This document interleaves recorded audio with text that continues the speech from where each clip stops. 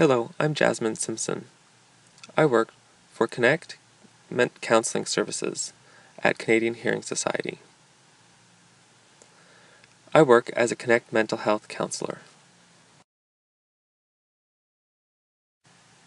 I work with a diverse population of deaf, deafened, hard of hearing, deafblind people. I'd like to focus today's discussion on how to communicate with deafblind clients. You can ask them, do they prefer sitting close to you or further apart? Using ASL, tactile ASL, signing in a smaller area called a vision box, tracking, which is where the deafblind individual holds the forearm of the signer, or the two-handed manual.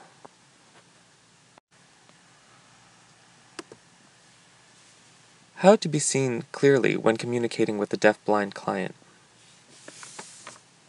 It is recommended that light-skinned people wear a dark shirt, black, navy blue, dark green, wine-colored, and so forth.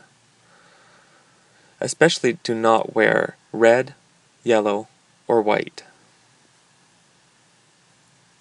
For darker-skinned individuals, it is recommended you wear light gray, light green, light blue, a contrasting color.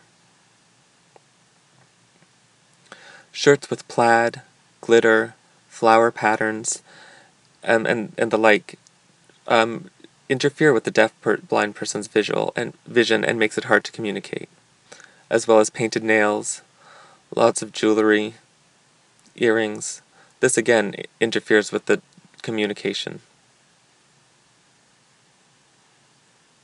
Strong-smelling perfume irritates most deaf-blind clients.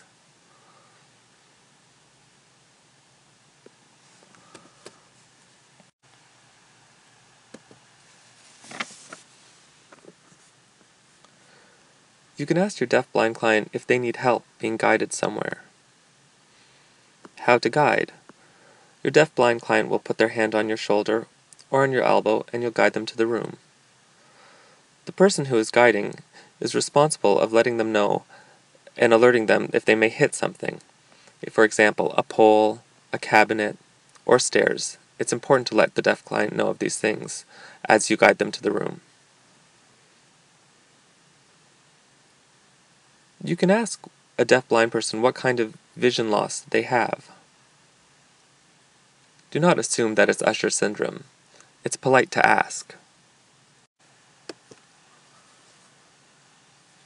I volunteer as a board of director member for Rotary, Cheshire, Homes, summarized RCH, and Canadian Helen, Keller, Center, summarized CHKC.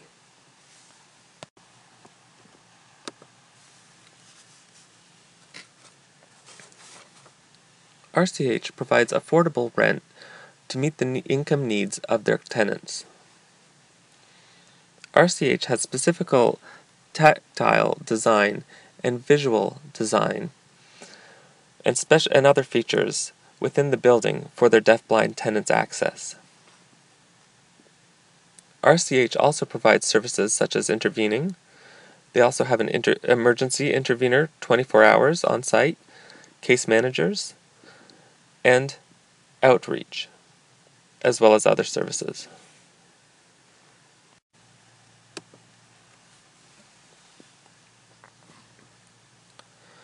CHKC is the only residential training center in Canada for deaf-blind people.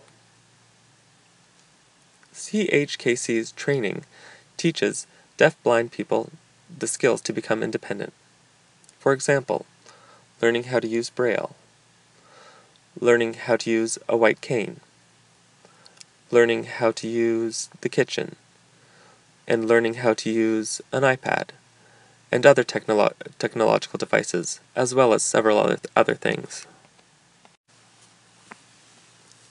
JuneFest, which is signed like this, is the largest event in Canada. It celebrates Deaf-Blind Awareness Month in Ontario. It takes place every year in June.